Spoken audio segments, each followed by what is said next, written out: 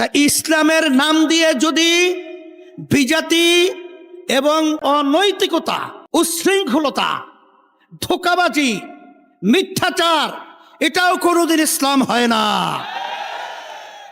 যে বাংলাদেশের ভিতর আল্লাহর রহমতে আপনাদের দোয়ায় একমাত্র নিষ্কলুষিত যদি কোনো ইসলামের নামক দল নাম থেকে থাকে, সে হলো ইসলামী আন্দোলন বাংলাদেশ। আজ পর্যন্ত আমরা আমাদের নীতি আদর্শকে আল্লাহর ফজলে আমরা বিলীন করি নাই। আজকে পরীক্ষিত হয়ে গেছে। তাই যারা ইসলামকে ভালোবাসেন, দেশকে ভালোবাসেন, আমি সকল উদাত্ত আহ্বান জানাবো, আসেন, এদেশে আমরা জন্মগ্রহণ করেছি, এদেশের আমরা সন্তান, এদেশ নিয়ে ভালো মন্দের সাথে আমরা ওতপ্রোতভাবে জড়িত রয়েছি। আলহামদুলিল্লাহ।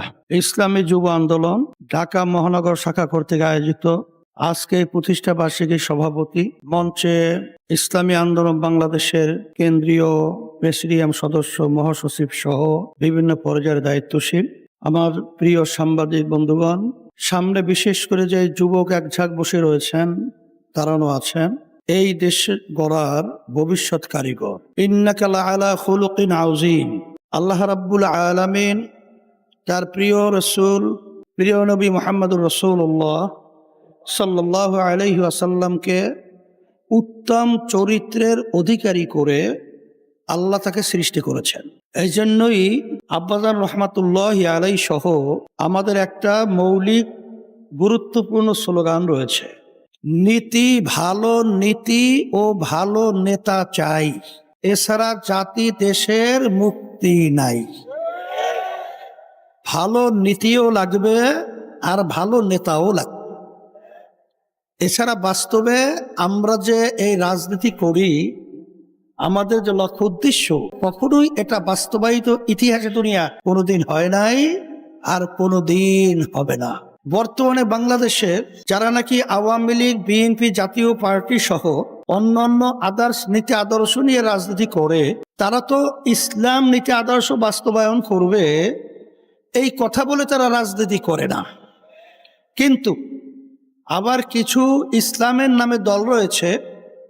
আমাদের গ্রামে একটা বড় প্রবাদ বাক্য রয়েছে, একেবারে দেখতে কালো, নাম দেশে দলা মেয়া। কিন্তু আসলে দলা মেয়ার সাথে বাস্তবে তার কি মিল আছে?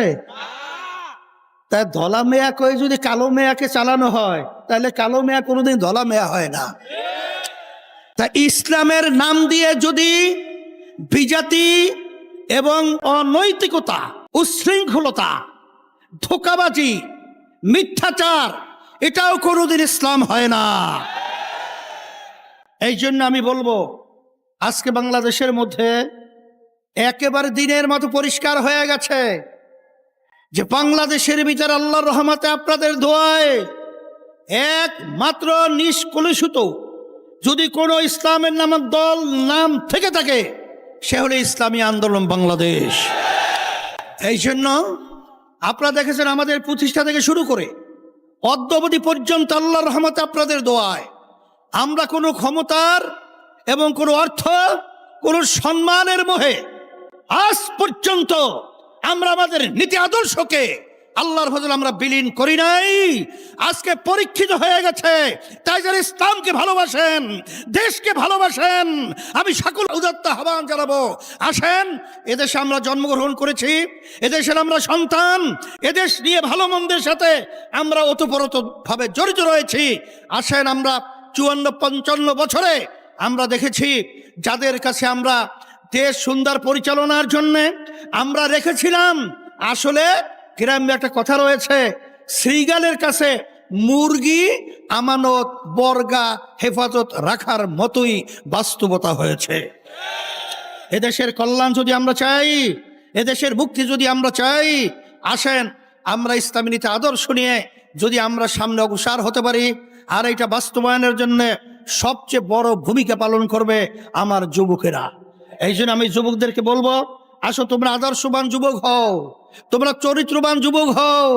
যদি আজকে আদর্শবান এবং চরিত্রবান যুবক হতে পারো, সেদিন বেশি দেরি নয়, এই দেশের মধ্যে সর্বশ্রেণীর পেশার মানুষ দুনিয়াতে শান্তি এবং আখেরাতে মুক্তির পথ তারা দেখতে পাবে। এই আশাবাদ ব্যক্ত করে তোমাদের সম্মেলন যারা করেছে ধন্যবাদ জানিয়ে আমি দোয়া করে তোমাদের কাছে দোয়া চেয়ে আমি আলোচনা শেষ করছি। রব্বানা আতিনা